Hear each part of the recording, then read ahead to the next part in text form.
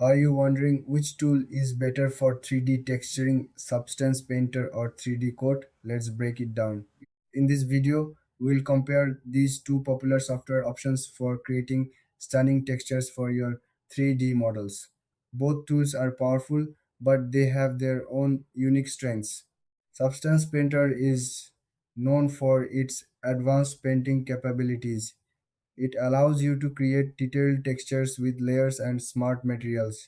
You can paint directly on your 3D model, which makes it easy to see your changes in real time. It also integrates well with other software, making it a favorite among professionals. On the other hand, 3D Code offers a robust set of features for both texturing and sculpting.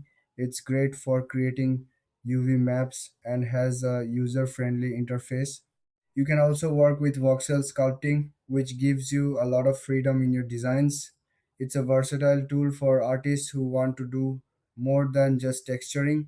Now, let's talk about what sets them apart. Substance Painter excels in its material library and real time rendering. It's perfect for detailed work. 3D Code, however, shines with its sculpting tools and UV mapping. If you need to create complex shapes, it's a strong choice. When it comes to features, Substance Painter offers a rich set of smart materials and effects. 3D Coat has impressive sculpting options and a more straightforward workflow for beginners.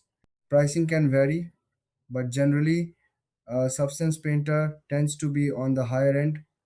3D Coat often offers more flexible options for different budgets.